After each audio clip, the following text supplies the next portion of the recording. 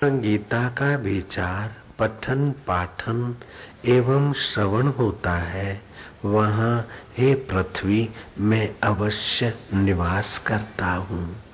भगवान कहते हैं कि गीता का पठन पाठन और विचार मुझे उभार लेता है, मुझे वहाँ प्रकट कर देता है। जैसे पृथ्वी में तमाम रस है, बीज खाद और पानी मिलने से यथा योग्य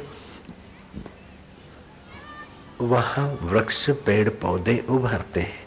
ऐसे सर्वव्यापक परब्रह्म परमात्मा हर दिल में मौजूद है, लेकिन जहाँ गीता का पठन पाठन विचार होता है वहाँ परमात्मा का वह सतता चेतनता आनंद और माधुर्य उभरता है। बाहर के ग्रह तो दान करने से दूर होते हैं, बाहर के पाप ताप तो शुभ कर्म करने से मिटते हैं, लेकिन अंतःकरण के बीज रूप में जो पाप ताप पड़े हैं और वर्तमान में भी जो विवल कर रहे हैं भटकान के लिए, वैसे सारे पाप ताप सत्संग से मिटते हैं। सत्संग की महिमा अपरंपार है।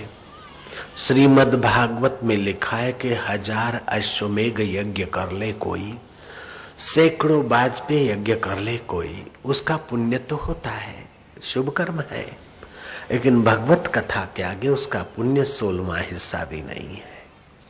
अश्वमेघ सहस्त्राणि वाजपेयी शतानि च शुक शास्त्र कथायाश्च कला नाहन्ति षोडशम्। चाखा चाहे प्रेम रस राखा चाहे मान, एक मयान में 2 खड़ग देखा सुना न कान। जो प्रेम रस चाखना चाहता है वो अपने अहम को अपने मान को संभाल कर रखे, ये सत्संग में हो नहीं सकता है। अपने अहंकार को धीरे धीरे भगवान के माधुर्य में, अपने मैं को ईश्वर के मैं में वो डुबोता जाता है। गुरबाणी ने कहा शरीर कटावे होमी देवे तदपि मन का मैल न जाए राव। शरीर को कटा के टुकड़े टुकड़े करके हवन कर दे, फिर भी मन का मैल नहीं जाता, अहम बना रहता है। मैं बड़ा तपस्वी हूँ, मैं बड़ा त्यागी हूँ, मैं बड़ा धनी हूँ, मैं बड़ा शाहूकार हूँ, मैं बड़ा बाद हूँ। ये मैं जो है वो इस जीव को भटका देती है। एक होती है मिलाने वाली मैं और दूसरी होती है भटकाने वाली मैं। एक होती है शाश्वत मैं और दूसरी होती है दुखदाई नश्वर मैं। दुखदाई नश्वर मैं से ये जीव बेचारा बहुत दुख भोगा है। कई माताओं के गर्भों में लटका भटका है और अभी भी कई परेशानियां लेकर बेचारा जूझ रहा है। उस नकली मैं से छुड़ाकर असली मैं की मुलाकात कराने का उद्देश्य होता है श्रीमद् भागवत का, भगवत गीता का, ब्रह्म ज्ञान के सत्संग का उद्देश्य होता है। मूल में ही भूल हो जाती है, फिर उस भूल को न जानकर और तमाम भूलें होती है, और तमाम भूलें मिटाने के लिए और तमाम भूलों का फल भोगने के लिए कई जन्म कई अकलें खत्म हो जाती, कई जीवन नष्ट हो जाते, फिर भी जीव का बंधन नहीं मिटता, जीव का दुख नहीं मिटता है। एक होती है असली मैं, दूसरी होती है नकली मैं। एक होता है समष्टि सामर्थ्य, दूसरा होता है व्यष्टि सामर्थ्य। जैसे धरती में बीज उत्पन्न होते हैं, हवाएं चलती है, बरसात होती है, आकाश में चांद सूरज तारे टिमटिमाते हैं, प्रकृति का चक्र चल रहा है, ये समष्टि कर्म है। उस समष्टि कर्मों से ही, समष्टि से ही तुम्हारा व्यष्टि शरीर जुड़ा है। बाहर की हवा से तुम्हारा श्वासोश्वास जुड़ा है, बाहर की धरती से तुम्हारा तन जुड़ा है, बाहर के उस जल वृष्टि से तुम्हारा जीवन जुड़ा है, बाहर के सूर्य के किरणों से ये तुम्हारा शरीर जुड़ा है। सूरज अगर वहां ठंडा हो जाए तो विज्ञानी कहने को भी नहीं जी सकते कि भाई सूरज ठंडा हो गया और तुम अपना टेम्परेचर क्रिएट करने के लिए व्यवस्था कर लो। नहीं, विज्ञानियों सहित हम एक साथ सब मर जाएंगे। समष्टि के साथ हम जुड़े हुए। तो समष्टि मैं शुद्ध है, वही आपके हृदय में है समष्टि मैं। उस समष्टि मय का ज्ञान न होने के कारण व्यष्टि नकली मय बन गई, और नकली मय ने बड़ी परेशानी पैदा की, नकली मय ने बड़े तनाव पैदा किए, नकली मय ने बड़े दुख पैदा किए, नकली मय ने बड़े बंधन पैदा किए, और नकली मय के फल स्वरूप मानव जात अभिश्रापित होकर बहुत कष्ट भोग रही।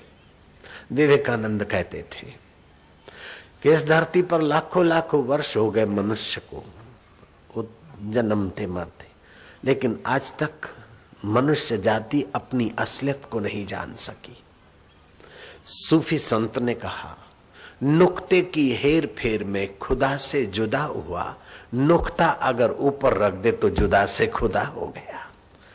उर्दू और सिंधी भाषी लोग जानते हैं, जुदा लिखने में नुक्ता नीचे लगाना पड़ता है, और नीचे का नुक्ता अगर ऊपर लगा तो जुदा में से खुदा बन जाता है। ऐसे ही मैं अगर नीचे है, शरीरों में है, परिस्थितियों में है तो जुदा हो गया, और मैं अगर समष्टि में पहुंच गई, समझ गई अपनी महिमा को, तो खुदा हो गया। छोटा सा एक दृष्टांत, तेज बहादुर राज सिंहासन पर बैठा, लेकिन अपनी दोस्ती लोफरों के साथ जो थी वो बनाए रखी। शिवरात्रि के दिनों में खूब भांग पिया और भंगेड़ियों के साथ खेलता घूमता, अपने राजा स्वभाव को भूल गया। कहानी कहती है कि उस तेज बहादुर ने भिखमंगों के साथ रम्मी खेली, जुगार खेला, ये वो खेला। कुछ दिन वो बहल गया, भिखमंगे आपस में बात करने लगे, इस देश का राजा बड़ा दानी है, सुबह कोई चला जाए, राजा राजी हो जाए तो 1.25 तोला सोना दे देता है। अभी अपने राज्य भाव को भूलकर भंगेड़ी हुआ। तेज बहादुर पहुंचा राजमहल के तरफ, दरबानियों ने रोका टोका कि तुम कौन हो? बोले मैं एक गरीब लाचार मोहताज हूं। कपड़े भी ऐसे ही हो गए थे। देखा यार, तेरा चेहरा तो हमारे राजा साहब जैसा लगता है। अच्छा जाओ। मंत्री के पास गया, मंत्री को हाथ जोड़कर, वो राजा खुद ही राजा था, लेकिन नशे नशे में अपने को भिखमंगा मान रहा था। मंत्री को हाथ जोड़कर बोलता है कि मुझे राजा साहब से मिलाओ, मैं गरीब आदमी हूं, मुझ पर रहमत हो जाए। मंत्री ने चश्मा उठाकर देखा, राकेश चश्मे वाले। मंत्री ने चश्मा उठाकर देखा, राकेश चश्मा उठाकर मंत्री ने देखा,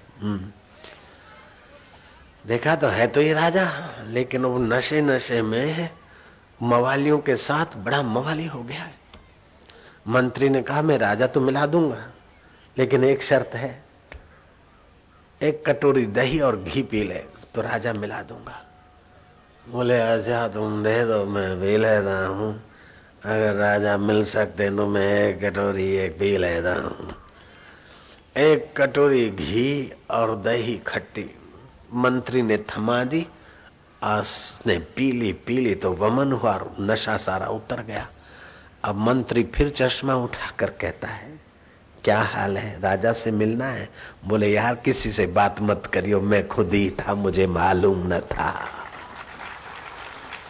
ऐसे ही शुद्ध मैं अपना आत्मा खुद ही है, उसको न जानकर इस अविद्या के नशे का मैं घुस गया है।